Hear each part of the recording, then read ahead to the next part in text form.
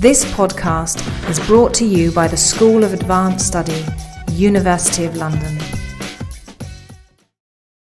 Our next speaker is Claire Taylor, who's a professor of Hispanic Studies at the University of Liverpool. She's published widely on women writers earlier in her career, but has, in more recent years, been a real pioneer in looking at cyber literature and digital cultures online. And her own single-authored book on this issue is imminent, she tells me, but she also has a fine co-authored book with Thea Pittman, published by Routledge, which came out last year. So I'm very much looking forward to hearing more of that in the paper. Thank you, Claire, and thanks very much for the invitation to speak from Jordan. I'm going to be giving you a brief snapshot today. This is part of a broader research project I've been working on for several years, looking at what happens when, broadly speaking, cultural and literary artefacts clash or meet with technology. So what I'm going to do today, I'm going to focus specifically on the literary ones of those. So I'm not going to talk about other things that I've worked on, such as net art. I'm going to talk specifically about literary formats. But my focus here will be on works that are born digital, works that are created, literary works that are created specifically to have online and or offline digital elements. So not books that are just then available as a PDF. So what I'm talking about and what I hope to get across today is that what I'm very much interested in, and this is my new project, so my next book that I'm working on, I'm looking at how online literature, so digital literature, speaks both to the language of new technology, but also speaks back to a very, very rich literary cultural heritage. So some of the works I'll be showing you very briefly, you'll hopefully see some examples of how there's negotiations with existing literary genres, and there's a variety of works on a continuum. So some works will be very, very technologically enhanced, some of them will be often remashing existing or older literary texts. And what I want to argue today that the works that we can see online, so online literary works, cyber literature for want of a better term, speak back to a rich Hispanic literary tradition of experimentation. So in other words, what I want to get away from is this idea that you go online and everything's newfangled and bells and whistles and it's all completely revolutionary. What I want to show you today is how a lot of the experimentation online, in fact, it's continuing the sorts of things that people did in previous generations of literary experimentation. So new media genres, in other words, don't exist in a vacuum. I'm going to show you some examples today. We've got dialogue with pre-literary movements.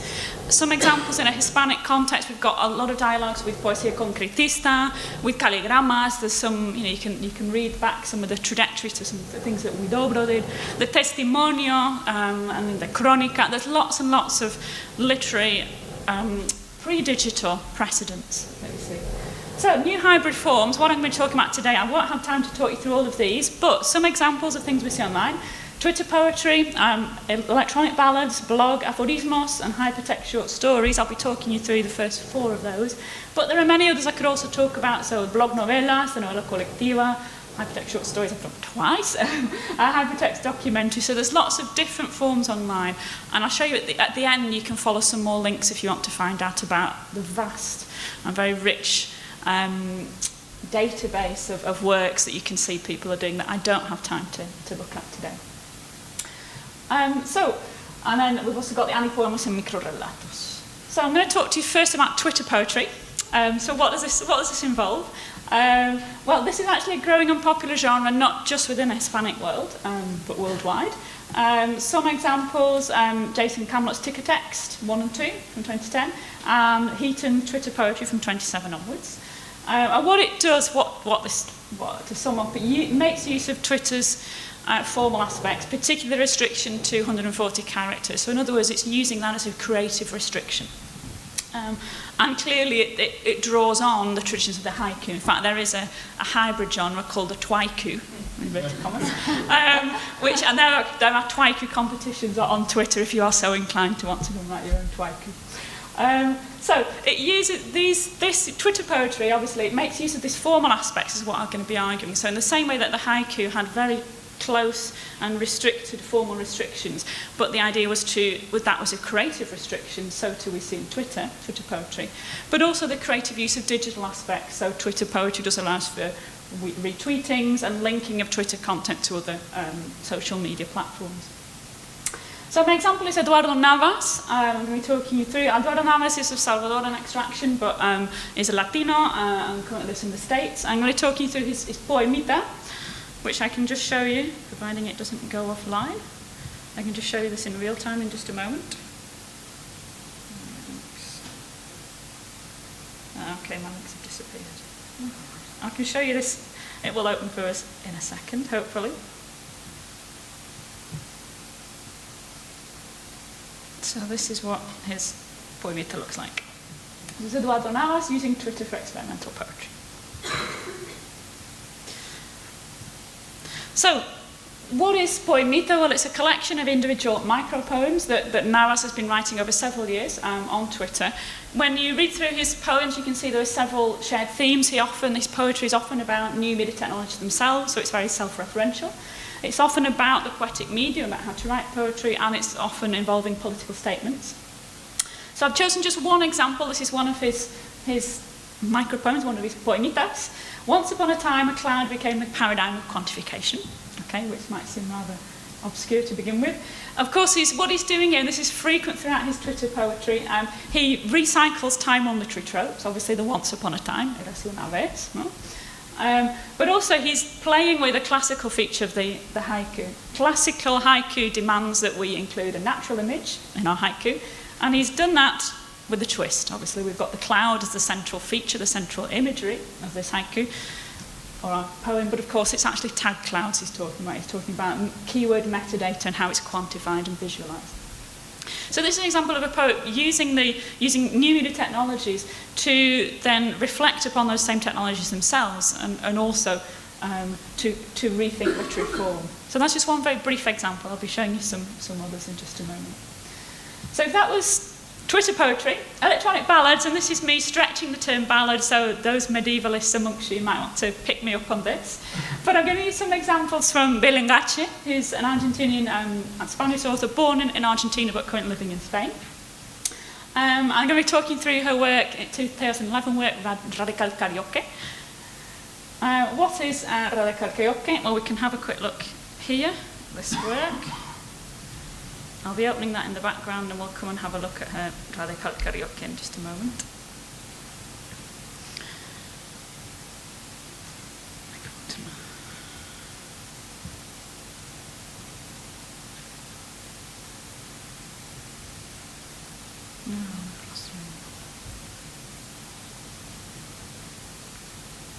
Bear with me a second while I put this back. Right. So Radical Karaoke, what she does in this work, she remixes set phrases and commonplaces. So she's taken a series of commonplaces that she's from political discourse that she's then collected, and she sets up these algorithms that then turn it into, in effect, poetry or ballads. What we then do when you go into Radical Karaoke, the user and the reader user, I'm using a reader user here because we're expected to activate the work. We create these remixes of voice, sound, images, and special effects as we go into this work. So the text appears across the screen, but we're expected to read it as it goes across the screen, and we press various buttons to generate, change colours, and also generate different sound effects and special effects. What she's doing, she's clearly drawing, I would argue, on a Hispanic heritage, rich heritage of ballads and oral poetry, because we are expected to vocalise the poetry as we access it. But of course, she's drawing on the technologically enabled karaoke. She's drawing on these two different genres there. So this is Radical Karaoke, what it looks like. So you select entrar, and I will talk just a moment about this important feature here about the requiere de una cámara web. We'll have a look at why that's significant. So when you go into Radical Karaoke, you're given 3 different options. You're given 3 different speeches that you can vocalise and play around with. Ex Africa sempre alicit novi, a mirar como que presume su anillo, and we have no past, you have no present. You then go into these, and then you can probably see that there are these three different discourses. The first of this is, in fact, a quote from Pliny the Elder. Africa always bringing us something new, so a very exoticist cliche about the African continent. The second one is Kate Middleton Mania. It's taken from the press. Mirar como que presume su anillo. This is the moment when she was showing her engagement ring to the press and was appearing everywhere in hola, etc., etc. And then the last one, this wasn't one specific phrase, but it's an intertextual reference to punk, and in particular the No Future slogan of the Sex Pistols. So, This is an example of radical karaoke, how it works. So this is me as a user playing around on the system. So what you get is you get various images that appear in the centre of the screen along the bottom of the screen. As you can see, you've got the karaoke text that you have to read out, vocalise as it comes along. But what we get, and this is what Gatches wanted us to do, there's a deliberate contrast that the reader eventually creates between the text that we read and then the images that we're then mixing with it. So we have various different images that we can select and choose using the buttons on our screen. But for example, if I'm selecting the V6 button, the image that comes across is a video file of slaves pulling a large object. We're all trapped in the system of corporate capitalism. Whilst the text, what we're reading out, will be nosotros somos los protagonistas, so Gatche is wanting us to start to see the emptiness of the rhetoric that we are sitting in front of the computer and reading. Another one we've got, if you go into V4, you see images of a face with the eyes hypnotised, again, slave to technology and slave to the system. So this is something that throughout Radical Karaoke we're expected to step back from the words that we're reading and expected to see that shock value. What I would have liked to have done now, but I can't because I can't take the computer into the audience, but then if you play through this system and you see lots of people who are trapped by the system, and if you select the very last one here, V7, what it does is it loads your webcam and you see yourself on the screen. You are another clone trapped within this system. So sorry that I've spoilt the punchline of this work for you. But the first time you do it is very shocking when you think, whoa. And you realise what Gatche's trying to do. She's trying to get you to stand back from your own position within this, caught within the system. So yeah, we're interpolated into the system and into the poetic critique itself. So, blog aphorismos. I'm going to now go back to Navas. I'm in fact using Navas and Gatche as my two examples here. So, Navas, in 2011, he set up a project called Minima Moralia Redux. And again, I've got the URL for you there. You can have a look at it yourself if you want in real time. What it does is it remixes and visualizes a text by Adorno, Minima Moralia, Reflexionen am beschädigten Leben, written in the 40s but published in the early 50s. And there are 153 aphorisms of Adorno's, and Navas's plan, his ultimate objective, is to be able to include all of those in his work. He's probably only about halfway through now. The Adorno's text was a pun on a treatise by Aristotle, Magna Moralia. And so Adorno, what he was looking at social practices, institutions, political and economic structures, and particularly the bourgeoisie and the fate of the individual. And I've taken a quotation from Bernard, just summing that up, but it was Adorno's attempt to spell out the alienation of the individual into its minutest ramifications in everyday life. So that's the text that Navas is using. And what does Navas do? Well, Adorno, what he was doing, he was speaking out against alienation and awakening the reader to his or her situation as being caught within the political and economic structures of the state in alliance with capitalism. So very much statist capitalism for Adorno in the 1940s and then into the 50s. But of course the very genre itself, the collection of aphorisms, is then undermined by the content. The book of aphorisms is a bourgeois genre. It's part of conduct literature. It tells you how to behave in different social situations. It's about telling you how to conform to the system. And what Adorno was doing, used the book of aphorisms against himself. He used aphorisms to try and tell you not how to conform, but the opposite, how to unmask these structures underlying social norms. So what Navas then does in his aphorismos, he creates these boxes of lexia, which he bases on Adorno's original, and he visualizes them, but he then creates a remixed visualization for the 21st century, which is very clever. You have to work quite hard to work out what Navas has done to change. So aphorism 14, Adorno, when you read, there's quite a big block of text, and partway through, Adorno's original says private life is also marked by this. Whereas Navas, if you look carefully, Navas has inserted quite a bit into the sentence, and Navas says private life is certainly marked by this quite inevitably, given the concept of private was originally conceived by the very system that now data mines it in the name of the emerging social media market. So this has been quite a big block of text, and you read it through and you suddenly think, I'm sure Adorno didn't know about social media, and you realise that's Navas adding things in. So in other words, just as Adorno is critiquing the medium of the aphorism, so Navas is critiquing the medium of social media. Navas never uses Twitter or blogs just for purely sort of their straight face value. He's constantly critiquing the very medium that he uses. So as an example, how this then works when we see the visualizations, which are the most kind of impacting, I guess, of these aphorismos. This is Navas's visualization of Adorno's, kind of the word cloud. You can see bourgeois is the predominant term there. But this is Navas's remixed aphorism for the 21st century, and it's now private. So, of course, it's private finance capitalism. It's no longer statist capital as it was for Adorno that becomes the critique for Navas. We're now looking at late capitalism. So, very, very exciting stuff there if you want to go and have a look and see what Navas does. And then my final example, returning back to Belengache. There were lots of other examples, but I've just used these two for comparison. So her word toys in 2006. And again, the URLs will be there, but I'll be leaving, if anyone wants a copy of this, you can just simply copy down the URLs. That includes 14 individual short fictions. Some of them are poetic, some of them are more narrative-based. But just as one example, one of her short stories within this collection is called ¿Por qué se suicidó la señorita Chao? And then we have a story, and it's a response to the question posed in the title, but it's generated at random by an algorithm. And how this works, there's a sequence of lexia in different coloured fonts. And then the principal actors in the story, so la sociedad china, la señorita Li and sus padres, are then recombined along with its set phrases and outcomes. So as a user or reader, user/reader, you go in, press the button, otra respuesta, and you get another story, but based on these same preset actors and phrases within the story. So what Belengache is doing here, and this is very, very common to her work, she's constantly engaging and deliberately showing us the possibilities of new media technologies for literature. So in this example, we've got narrative multi-sequentiality as enabled by new media technologies. We've got also a questioning of the role of character within the narratology, because the character, in fact, mutates and takes different roles. But at the same time, and this is really common to Gachi, as I've said, she's constantly bringing us up to the limitations of these potentially liberatory new media technologies. So in fact, in this story, however many times you play or read the story, activate it, we always end the same concluding sentence.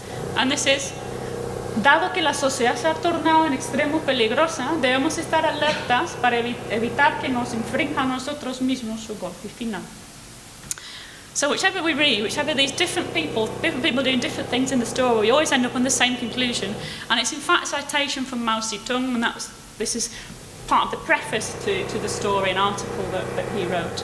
So we've got the sense that Gachi is talking us through here, that even though we have these different options, we've always come back to the same conclusion. And this is something very common to her. She's constantly pointing this out to us, the possibilities but also the limitations of digital technologies. If you have a chance to look at her work, have a go on Escribe tu propio Quijote. Have a go on that.